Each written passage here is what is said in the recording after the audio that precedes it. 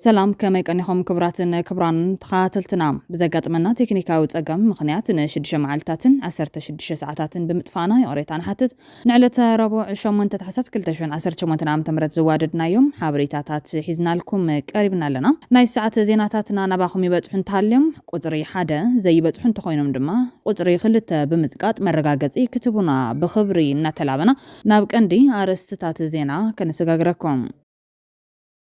بقدام عرب تقرأي لهم غنز تتحز أجندا تسفاز مخانون كدفالو كمزلون تقاليتهم بريزيدنت تادس ورده مس منغس فيدرال نمزتاين أبدي سابا كمستوقعزة بيت صحفتو أفليت أولام بحال حبريتا أما خاري قدات كارن أفريكا جيتاتو ردادما نمغالي كمزمت مريحنة سمرة أرقاقيتهم حساب بانك تكالات متكمستل على منيستر فتح إيجيبي أفليتهم بمحدار جنرال تادس ورده مهيا سرحتنياتات منغستن مخفال زتصحفو دبداب لومي تزازيمهم مغالي زينا ايرترا توسختي 10 شحتجويم وبتحت معسرت زلو سوات كتفتح تثبيت تغيرو لهم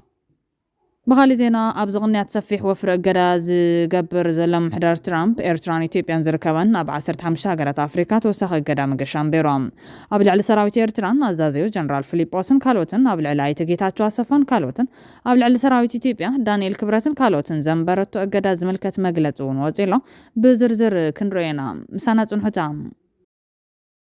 بقدامنت ممحدار جنرال تادس ورده ما هي سرحتنياتات منغستن مخفال زصحفو دبداب لهم تزازيمهم ما هي سرحتنياتات منغست تግራይ بزي مخفالو ጠንቂ خالي وتر ኮይኑ ጸንሐ ኮይኑ እቲ ጀነራል ግና ብዛዕባ ዝምልከት ደብዳቤ ጽሒፉሎም መምሕዳር ታደሰ ወረዳ ብጽሐፉ ደብዳቤ ናይ ፌደራል ኮሚሽን ሲቪል ሰርቪስ ወሰኽ ማያ 2018 ዓመተ ምህረትን ምግባር ናይ ቁጥራ ፈላላይ ከም ዝተፈጠረ ነዚ ድማ ናይ ቁጥሪ ሓይሊ ሰብ ምጽፋፍ ከም ዘድለየ በመዘኻኻር ናይ መወዳእታ ውሳነ ንምሃብ ክሳብ 8 ታሕሳስ 2018 ዓመተ ምህረት ቁጥሪ ሰራሕተኛ መንግስቲ ተጻፊፉ ክቀርብ ደብዳቤ ጽሒፉሎም ግዛው ምሕዳር ዝተጻፈፈ ቁጥሪ ሰራሕተኛ መንግስቲ ክሳብ 10 ታሕሳስ ናብ ፌደራል ኮሚሽን ሲቪል ሰርቪስ ከእቱ ምዃኑ ዝገልጽ እቲ ናብ ኣባያተ ዕዮ ክልል ዞባታት ወረዳታት ከተማታትን ክፍለ ከተማታትን ዝተጻፈፈ ደብዳቤ ዕለት 8 ታሕሳስ 2018 ዓመተ ምህረት ናብ ግዛው ምሕዳር ዝተጻፈፈ ቁጥሪ ሰራሕተኛ መንግስቲ ዘእቱ ኣካል ግን ንባጀትን መሃያን ዝምልከት ጉዳይ ባዕሉ ተሓታቲ ምዃኑ ይገልጽ ዘሎ ከም ውጽኢቱ ድማ መምሕዳር ጀነራል ታደሰ ወረደ መሃያ ሰራሕተኛታት መንግስትን መኽፋል ዝተጻፈፈ ደብዳቤ ሎሚ 8 ታሕሳስ 2018 ዓመተ ምህረት ተዛዚሙሎም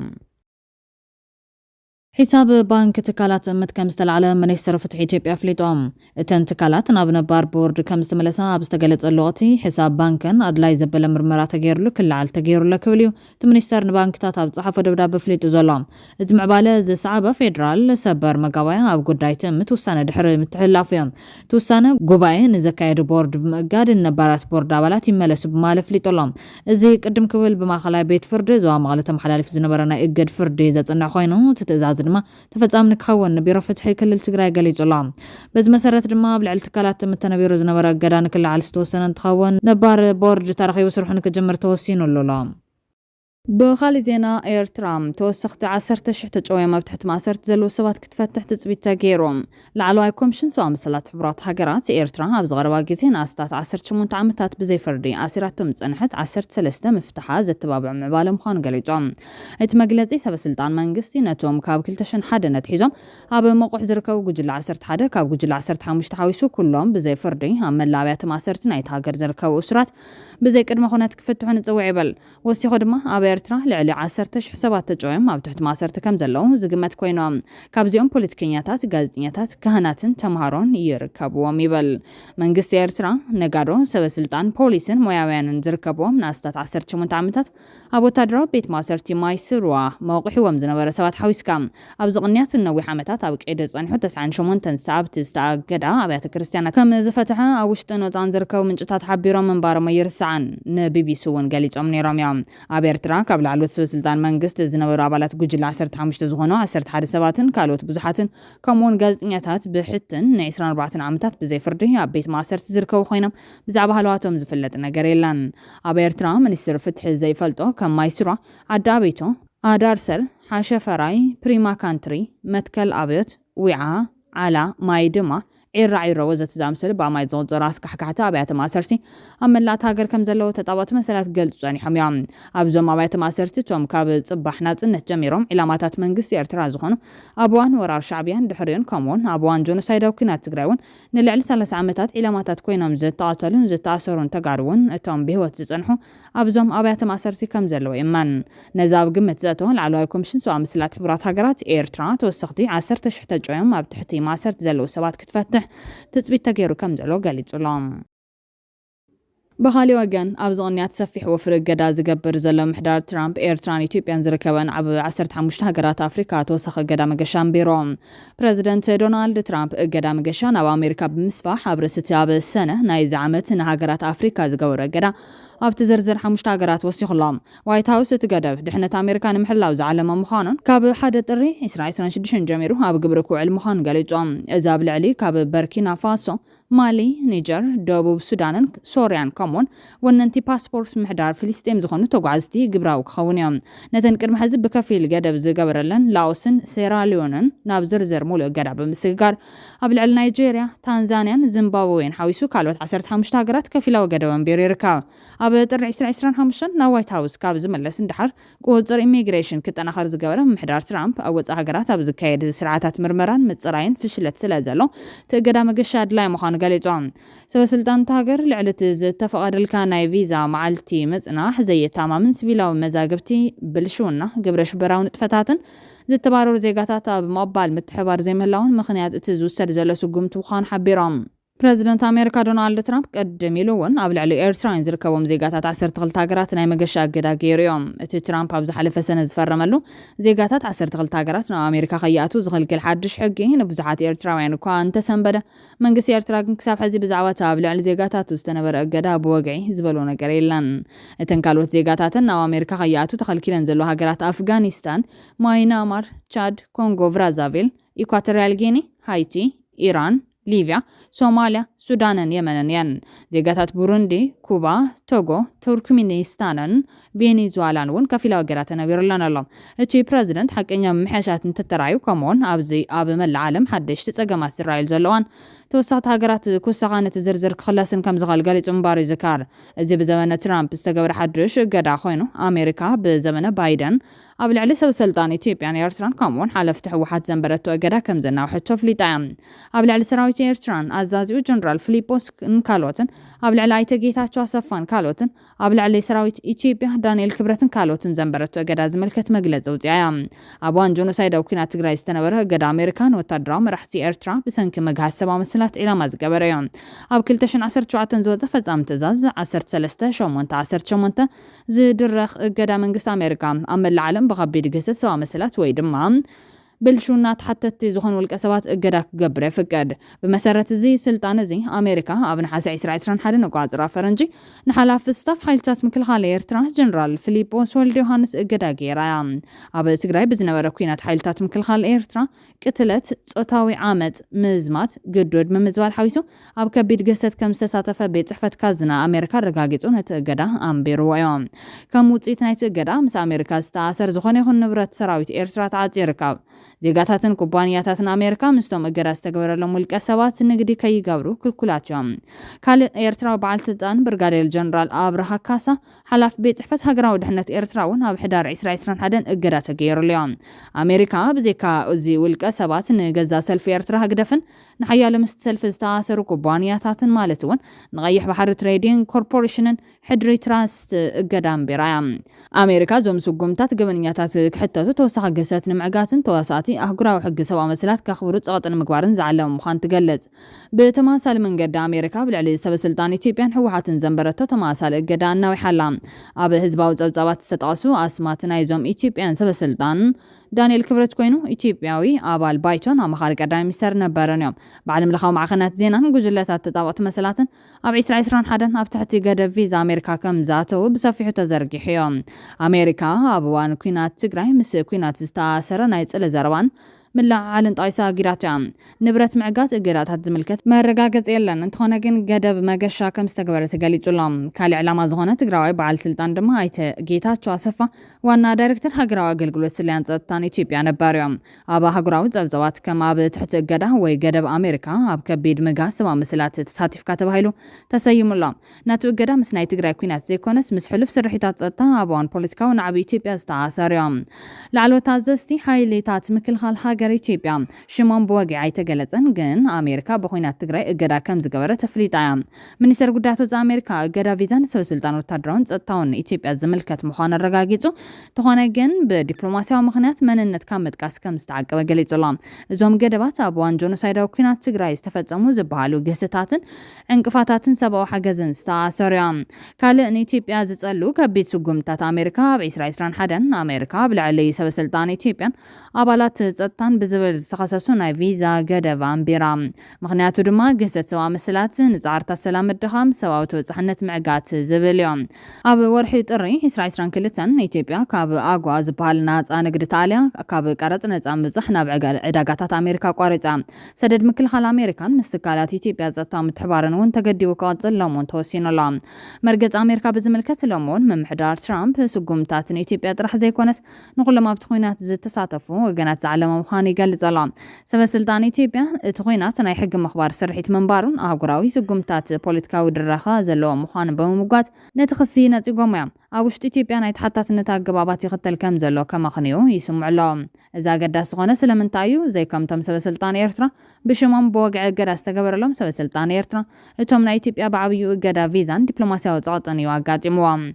وجلتات تداوات سوا مسلات والكسبات متسوع نتحطات نتوسان مخان كقلتون كالو سبب سلطان أمريكا دمه مبزحتي جزي دبلوماسيا ومسمرات نمحلاو كم مقلات يغطبوا علو بخال حبريتا بقدر معراب تقرأي لو مؤنسة حز أجندة تسفاز مخان تقليجهم لو معنتي بريزيدنت تادس ورده مس منقص فيدرال نمزتاين بدي سوا كم استقع زبيت صحفة بريزيدنت فليت اللام أما خارج من يسر قدرات كرنا أفريقيا جيتا شوردا دما بزخل تمعلتن مقالة كم زمت أبال ما خلاو كوميتي سمرت تعم عرضهم قليج اللام بجنرال تادس ورده بريزيدنت جزام حدار تقرأي زمرح قجلنا بدي سوا أمرح زلا أما نجح وحاتن منقص فيدرال تفتيرن زلا فلالين متسباب أبوانون كنتاتن حفشة وركب تقرأين منقص فيدرال زعباتات مسرس قبره كاب حوحات حويسو تقعي زلام وانا زعبات عدت اب مملاس غزات وحدنت تمزابلتن افلط حوحاتن مسرس قبره سلاماو لزب كخون تصبيت تغير لولا اما خار منستر قدات قرن افريكا جيتا چوردا دما اب زخل تمعلتي نمقاله كم زمص ابال ماخلاو كوميتي سمرت طعم عرضم قليصلام ازون كالين قداي تግራይ بفلاي قداي معراو تግራይ فولي قلحتا زهاب خوينلام ازنا يلالاونت غزات تግራይ قلحتا بخلم بوليتيكا حيلتات مسمرص تزاميدو تخرت استفطرايوم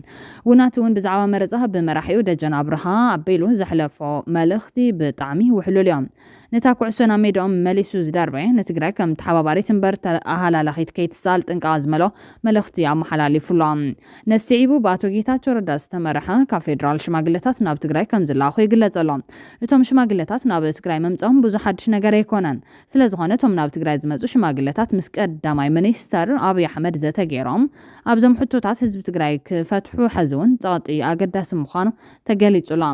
ናይ ሓዋሩ መጽኦ ክብል ኤርትራዊ ፈታው ህዝቢ ትግራይ መምር ተመስገን ካሕሳይ ሎሞን ኣብዛቦ ለባ እቲ ጸዋርን ጅግናን ህዝቢ ትግራይ ሓድነቱ ከስጥመለው በማል ኣብ ሞዳታ ማእኸል ህዝቢ ትግራይ ዘለው ውድባት ትግራይ ብገንዘብን ስልጣን ከይተዓሰባ ኣብዚ ከቢድ ናይ ፈተነ ግዜ ነቲ ብምሕዳር ብልጽግና ዝቐረበ ናይ ምርጫ ጉዳይ ግዛታዊ መሬት ትግራይ ከይተመለሰ ህዝብና ናብ መረበቱ ከይተመለሰ ኣብ ምርጫ ይንሳተፍን ምባለን ኣገና ኣበል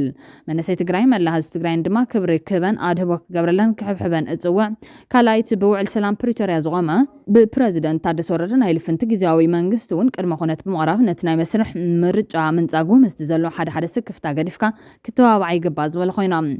ንምንታይ ከምኡ ክብል ከም ዘገደዶ ክገልጽን ከሎ ድማ ፖለቲካ ትግራይን ፖለቲካ ኤርትራን ነናቱ ህዝባዊ ዕላማን መንገድን እኳ እንተሃለዎም ዘይነጻጸር ናይ ሓንቲ ሳንቲም ክልተ ገጽዮም ናይ ትግራይ ፖለቲካ ተበላሹ ናይ ኤርትራ በይኑ ክቐንዕ ይኽእል ኢሉ ዝሓልም እንተሃልዩ ካብ ትማል ዘይምሃር ድሕሪ 20 ዓመታት እንደገና መዓት ክኩዕ ዝጽበት ተሓሳሰባ ዘሎ ሰብ ጥራሕ እዮም ናይ ህዝቢ ኤርትራን ትግራይን ፖለቲካ ብሓደ የስልጥ ብሓደ ይሽረጥ እቲ ዝሐሸ ናይ ሓዋር መዋጽና ድማ ኣብ መንጎ ህዝቢ ትግራይ ህዝቢ ኤርትራ ህዝቢ ኢትዮጵያ ሕጋዊ መሰረት ዘሎ ሰላም ትሕጋዝ ምስ ፍጣርዮም ሎሚ ነዚ ካስልጦ ዝኽእሉ ድማ መራሕቲ ግደፍ ሕወሓትን ብልጽግናን ጥራሕ እዮም እዚ ብጸቕጢ ሓያላን ወይስ ብሰናይ ተበግሶ ዞም ስልጣን ህዝቢ ዝሓዙ ሰራዊት ዝድግፎም ኢሊታት ኣብ ጠረጴዛ ኮፍ ክብሉ እንተኽኢሎም እዮም እዚ ንክፍጠር ድማ ፖለቲካ ትግራይ ናብ ፖለቲካ ኤርትራ ኣጸቢቑ ሰጢሙ ጸቕጢ ምስ ዝፈጥር ጥራሕን እዮም ብዘይካዚ ኤርትራዊ ኾነ ትግራዋይ ምስ ዛዕዛዕታ ዝኾነ ስርዓት ብልጽግና ተጸጊዐ ኣብ ትግራይ ለውጢ ከምጽእ ኢልካ ሕሳብ ውድቀት ይለሎ ኣብዚ ቅንያት ኣቦ ወንበር ናጽነት ዶክተር ደጀን መዝገቦ ብዛዕባ መረፃ ዘቕረቦ መርገጺ ንወረርቲ ሓይልታት ኣምሓራ ዕረት ዝጣዕሚ ኮይኑ ንደገፍቲ ቃልሲ ህዝቢ ትግራይ ግን ኣገናዕ ዘበለ ኮይኑ ይርከብ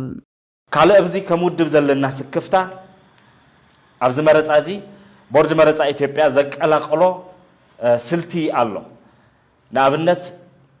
ከባቢታት መረፃ ምግባር ይከኣልሎምን ኣይከኣልሎምን ዝበሃሉ ከባቢታት ብሰማያዊ ሕብርን ብቀይሕ ሕብርን ፈሊናዮም ኣለና ዝብል ኣባህላታት በተደጋጋሚ ንሰምዕ ኢና እዚ ንዓና ዝፈጥረልና ስክፋት ኣብ ትግራይ ወይ ድማ መንግስቲ 4 ኪሎ ኣብ ዘጣየሾ ጊዜያዊ ምምሕዳር ዝመርሓ ትግራይ ሙሉእ ንሙሉእ ቀይሕ ጌርካ ኣብ ምዕራብ ትግራይ ዘሎ ዘይሕጋዊ ክፈርስ ዝግብኦ ምምሕዳር ሰማያዊ ጌርካ ትዘይሕጋዊ ስርዓት ብመረፃ ሕጋውነት ንምልባስ ዝኽየድ ዘሎ ኸይዲ እዩ ዝብል ስጋኣት ኣለና እዚ ብሄር ምፍራስ መሬት ምምንዛዕ ህዝቢ ምምዝባል ስለ ዝኾነ ፍጹም ቅቡልነት ክህልዎ ኣይኽእልን ኣብ መቐለ ክግበር ዝኽእል መረፃ ኣይንቃወምን ኣብ መቐለ ክብል ከለኹ መቐለ ዘማእኽሎ መላእ ትግራይ ዝግበር መረፃ ተቃውሞ ይብለና በቲ ዝኽየድ ዘሎ ካይዳ ግን እቶም ክፈርሱ ዝግብኦም ዘይስሩዕ ዘይሕጋውያን ምምሕዳራት ኣብ ትሕቲ ቁፅፅርን ፍቃድን ናይ ፌደራል መንግስቲ ስለ ዘለው ናታቶም ግሪን ጌርካ ኣብኡ መረፃ ካይድካ እቲ ክፈርስ ዝግብኦ ስርዓት ሕጋውነት ምልባስ ስለ ዝኸውን እዚ ፍጹም ካብቲ ናይ ፕሪቶሪያ ስምምዕነት እውን ወፃኢ እዩ ካብቲ ናይ ኢትዮጵያ ሕገ መንግስታዊ መስርሕ እውን ወፃኢ እዩ ብናይ ትግራይ ናሽናል ኢንተረስት ክንሪኦ ከለና ድማ ኣዝዩ ሓደገኛን ፍጹም ቅቡልነት ዘይብሉን ኣካይዳ እዩ ዝኸውን ማለት እዩ ስለዚ ንመረፃ ክንዳሎ መረፃ እውን ክንገብር እንተደኣ ኮይና ትግራይ ብምልኣት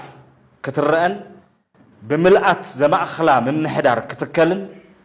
በቲ ምምሕዳር ዝሰቢሉት መረፃ ክሳሰን ይግባእ ኣብ ወርሒ ጉንበት ወይ ወርሒ ሰነ ዝብል ቅድመ ኩነት ምቕማጥ ኣገዳሲ ኣይኮነን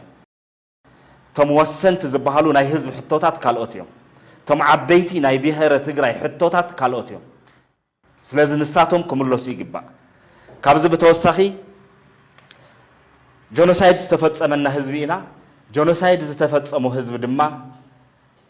ናብ መረፃ ቅድሚ ምሽጋር ናይ ትራውማ ሂሊንግ ስራሕቲ ክስርሑ ግድን እዩ ትግራይ ኣብ ፕሪቶሪያ ተኽሲ ጠጠው ናይ ምባል ስምምዕነት ደኣ ተሰማምዐት እምበር ምስ ኢትዮጵያ ዕርቂ ኣይፈጸመትን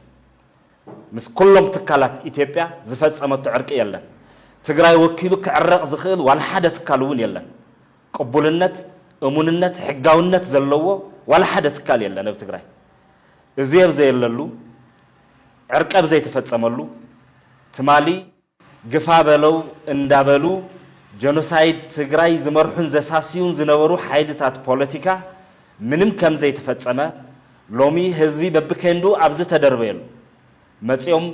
ምረጹና ዝብል ቅስቀሳ ክገብሩ ማለት ኣብ ልዕሊ ቁስሉ ጨው ምንስናስ ኣብ ልዕሊ ቁስሉ ግራጭ ምምላስ እዩ ዝኸውን ከምቲ ዝፍከር ዝበሃል ዝነበረ ዝተኣወጀ ኩናት ዝተኣወጀ ናይ ጽንተት ኩናት እንዲ ተፈጺሙ ኣብ ትግራይ እቶም ኣዋጅ ዝእውጁ ዝነበሩ ሓይልታት ሳይኮሎጂካሊ ነቲ ህዝቢ ከሰኩንዎ ዝኸድዎ ዝነበሩ ክያዶ ብመረፃ ሰበብ ንኽስኮን ዝበለፀ ጥጡሕ ባይታ ይረኽቡ ኣለዉ ማለት እዩ ሕውየት እዩ ዝደሊ እዚ ህዝቢ ክሕከም እዩ ዘለዎ ብስምባደ ዘሎ ህዝቢ እዩ ሕቶታቱ ክምለሰሉ እዩ ዝግባእ እቶም ከምኡ ዝገበሩ ሓይልታት ፍትሒ ተረጋገፀን ይቕሬታ ኣይተሓተተን ዕርቀ ኣይተፈፀመን እዚ ኩሉ ብዘየለሉ ካሕሳብ እውን ኣይተገበረን ኣብ ዝኾነ ይኹን ናይ ኢትዮጵያ ትካል ህዝቢ ትግራይ የለን ከምቲ ዝበልክዎ እውን ወኪል ኣይብላን ትግራይ بحزب ملوك قبول نزلوا وكيل يبلان ولا حقاو قبول نزلوا وكيل يبلان إزاي بزي اللو بخل مدايك الرأخلو جونوسايد بخالي من جدي زقتصل عينت ኣካይዳ ሓደ ጋምበር ዕድል ክኸውን ይኽእልን ጸጋ ክኸውን ይኽእልን ስለዚህ ቶም መሰረታዊ ሕቶታት ንጎኒ ገዲፍካ ናይ ቴክኒካሊቲስ ወግዒ ናይ ፕሮሲጀር ናይ ፎርማሊቲ ወግዒ እዩ ዝግበር ዘሎ ምድላው ኣለና መጽናዕቲ ኣካይድና ኢና መረጻ ክንገብር ኢና ተመዛበላይ ብኬንዳ ኮይኑ ክመርጽ እዩ ክነምቻቸሉ ኢና ዝበሃሉ ቀልድታት ንመረጻ ዘይኮነ ናይ ህዝብ መሰል ንምርግጋጽ ዘይኮነ ህዝቢ ዝበኣሰ ኣሰኩንካ ተስፋ ክስእን ምግባርን ምድዓኽን እዩ ዝኸውን ህዝቢ ምድዓኽ ስለ ዝኾነ እዚ ቅቡልነት ክህልዮ ይኽእልን እዚ ቅቡልነት ይብሉ መረጻ ቅቡልነት ይብሉን ኣይኮንና ንብል ዘለና መረጻ ክንገብር ንደሊ ኢና ልዕሊ ማንም ንሕና ኢና እንደልዮ ኢና ንብል ዘለና ልዕሊ ማንም ናይ ኢትዮጵያ ህዝቢ ልዕሊ ማንም ናይ ኢትዮጵያ ክልል ትግራይ መረጻ ዘድልያ መረጻ ክትገብር ተኾይና ከማልኡ ዝግብኦም ቅድመ ኩነታት ግን ከማልኡ ኣለዎም ናብ መረጻ ንኽንሸግር እዚ መረጻ እዚ ኣብ ውሽጥና ዘሎ ሕመቕ ብፍላይ ድማ እቲ መሪሕ ውድብየ ዝብልን እቲ ተመራሒ መንግስትን ካብ ንቡር ወፃእ ተመራሒ ኮይኑ ዘሎ መንግስትን ዝኸድዎ ዝመረጻ ዝምልከት ዝኸድዎ ክያዶ ብምሉኡ ዘይንቡርን ሙሉእ ቅቡልነት ዘይብሉን ፈጺሙ ቅቡልነት ዘይብሉ ምስ ናይ ሓደ ውድብ ናይ ጥራሕ ተሓይስካ ዕፃ ትግራይ ኣብ ከረጢት ጠቕሊልካ ንሓደ ሓይሊ ዝኸሰረ ሓይሊ ኣሸኪምካ ምርኣይ ኣዝዩ ሓላፍነት ዝጎደሎ ዘይንቡር ኣካይዳ እዩ እዚ መረጻ እዚ ከም ናሽናል ኢንተረስት ተገይሩ ክረአ ዝግብኦ እዩ ልዕሊ መንግስቲ ምትካል ናሽናል ኢንተረስት ክህለ ይኽእል ብሄራዊ መንግስቲ ምትካል ትዛዓበየ ብሄራዊ ረብሓ መንግስቲ እሱ ካልኦት ረብሓታት ኩሎም ከፈጽሞም ዝኽእል መንግስትን ምትካል ዝግበር መረጻ ምስ ናይ ሓደ ጉጅለ ሕጋውነት ምትሓዝ ኣዝዩ ሓላፍነት ዝጎደሎ እዩ ሕጋውነት ተዘይተመሊሱለይ መረጻ ይግበርን ዝብል ፈኸራ እሞዚ ድማ ምስ ምልኣተ ብሄር ምንም ዘራኽብ ነገር ዘይብሉ ወላ ሓንቲ ዘራኽብ ነገር ዘይብሉ ካልኦት ፀዋታታት ክፃወት ዝከኣለሉ ዕድል እናሃለወ ብሄር ዝኣክል ከም ቁርሱብና ቆራሪስካ ንሓደ ጉጅለ ንምብርካት ዝግበር ከይዲ ኣዝዩ መሕመምን መደንገፅን እዩ ሶት በዚ ዘሎ ሓይሊ ዝገብሮ ዝኸዶ ኣካይዳ ክውገዝ ይግብኦ ኩሉ ሓይሊ ትግራይ ከወግዞ ዝግብኦ እዩ ኣብ ትግራይ መረጻ ክነዋሕ እንተኮይኑ ብምኽንያት ናይ ሕወሓት ሕጋውነት ዘይኮነስ ብምኽንያት እቶም ዘልዕልናዮም ብሄራዊ ረብሓታትናን ኣጀንዳታትናን ክኸውን ዝኽእል ክነናውሕ ድሌት የብልናን ክግበር ኣሎ ንኽግበር ክማልኡ ዝግብኦም ነገራት ኣሎ ናይ ብሄር ዛዕባታት እዮም ንሳቶም ናይ ሓደ ጉጅለ ወይ ናይ ሓደ ውድብ ኣይኮኑ ምእንተ ብሄር ዝኾነ ይኹን ውድብ ክኸስም ይኽእል ክጠፍእ ይኽእል ምእንተ ውድብ ብሄር ክጠፍእ ግን ኣይኽእል ንቡር ኣይኮነን ሓላፍነታዊ ተግባር ኢልና እውን ኣይንወስድን ክሳብ ሎም እውን እዞም ከምዚኦም ዓይነት ዘይሓላፍነታዊ ተግባራት እዮም ዋጋ እናኽፈሉና መፅኦም ማለት እዩ ስለዚ ብመዳይ ፌደራል መንግስቲ ናይ ትግራይ መረጻ ክሕሰብ ከሎ እቲ ናብ ርእሲ ዝመጽእ ጉዳይ ሕወሓት ዝበሃል ሓይሊ እንተኮይኑ ወይቱ ሕወሓት ዝወነኖ ጊዜያዊ ምምሕዳር ዝበሃል ሓይሊ እንተኮይኑ እዚ ሓይሊ እዚ ደጋጊምና ገሊጽና ኢና ምስ ህዝቢ ትግራይ ምንም ዓይነት ማሕበራዊ ውዕሊ ኣይብሉን ህዝቢ ትግራይ ዝሃቦ ውዕሊ ምስ ህዝቢ ትግራይ ዝተስማምዑ ውዕሊ የለን እዚ ጊዜያዊ ምምሕዳር እዚ ምስ ፌደራል መንግስቲ እዩ ባዕሉ ተዋዓዒሉ ዘጣየሾ ጊዜያዊ ምምሕዳር ይስማዓዮ ኣይስማዓዮ ቅጽዓት ንህዝቢ ክኸውን ኣይኽእል ከተዓራርዮስ ከፍርሶስ ክተኽሎስ ባዕሉ ይገይሩ ኣብ ትግራይ ምስ ዝኾነ ህዝቢ ተመያይጡ ዝተኸሎ መንግስቲ የለን ኣብ ትግራይ ምስ ዝኾነ ናይ ፖለቲካ ሓይሊ ተመያይጡ ዝተኸሎ መንግስቲ የለን ወይ ጊዜያዊ ምምሕዳር የለን ባዕሉ ዘጣየሾ እዩ ናይ ባዕሉ ጣጣ እዩ ዝኸውን እሱ ናይ ሕጋውነቱ ናይ ካልእ ጉዳዩ ከም ህዝቢ ከም ሓይሊ ፖለቲካ ብፍላይ ውድብ ናጽነት ኮይንና ከም ውድብ ንብሎ ዘለና ግን ክሳብ ሎሚ ኣብ ትግራይ ብህዝቢ ቅቡልነት ዘለዎ ጊዜያዊ ምምሕዳር ኣይተተኸለን የለን ምስለኔ እዩ እቲ ምስለኔ ድማ ናይ ዝሾሞ ዕላማ እዩ ዘሳሲ ቀዲሙ ዝነበረ ይኹን ሕዚ ዘሎ ብስሩ ጊዜያዊ ምምሕዳር ዝበሃል ንትግራይ ዝምጥን ምምሕዳር ኣይኮነን ቀልጢፍና ናብ መረጻ ክንሸግር እዩ ዝግባእ እዚ ንኸይንገብር ብደገን ብውሽጥን ተሓባቢሮም ዓዲ ዝሕምሱ ዘለው እሶም ቶም ሓይልታት እሶምን ናይ 4 ኪሎ ሓይልን ኣብ መቐለ ዘሎ ሓይልን እዮም ስለዚህ ናታቶም አበሳ ናብ ህዝቢ ክመጽእ አይግባን ህዝቢ ተፈላለዩ ውዳበታት አለው እቶም ውዳበታት ሳቶም ይዛረበሉ ክንመርጽ ይግባና ግን ታዝነበረት ትግራይ ክትምለሰለዋ መረጻ ክንገብረለና ግን አፍቱ ናይ መረጻ ክልልና ኮይና ኢና ንመርጽ 38 ናይ መረጻ ክልላት ኣለዋ ካብዚአን ተንስተወሰና ኣብ ምዕራብ ትግራይ እንዘለዋ ናይ ምዕራብ ትግራይ ህዝቢ ተመዛቢሉ ከንዳ ይዘሎ ናብ ክልሉ ክምለሰሎ ናብ መረጻ ክልሉ ናብ መረጻ ጣቢኡ ኣብኡ ዘለው ዘይሕጋውያን ሓይልታት ክፈርሰሎ ሰፈርቲ ክወጸሎ ውሑስ ሰላምን ጸጥታን ክህልሎ ናይ ስግግር ፍትሒ ክፍጸመሎ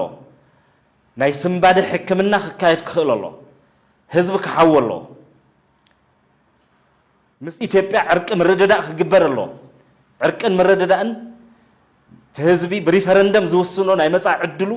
ብዘውሕስ መንገዲ ክካየድ ክኽእለሎ እዚ ኩሉ ለብዘየለሉ ናብ ቆስሉ ዕንጨይቲ ምምላስ ግን መቐጸልታ ናይቲ ጽንተት ይኸውን ካሊእ ትርጉም አይብሉን በመረጻሽም በሁሉ ኃይልታት ዘለው ዝሽቅጡውን አደብ እንተዝገብሩ ይሐይሽ ስለዚህ በመትከል ንደልዮ በድሌት ንደልዮ አይነት መረጻዩ በፍጥነት ከሆነሎ በከውንነት አቢልና እንተርኢናዮ ናይ ከውንነት ጉዳይ ኩሎም ተምዘልዓልኩዎም አይኺዱን ኢንፍራስትራክቸር የለን ተኻሊ ኩሉ ነገር የተመለሰን ምንም አይነት ቀድመ ምድላው የለን በዕላማ ድማ ከምታ አንተ ወዝገለጽኮ ዘሰክፈና ነገር በጀነራል ታደሰ ወረደ ትምራሕ ትግራይ ቀይሕ ጌርካ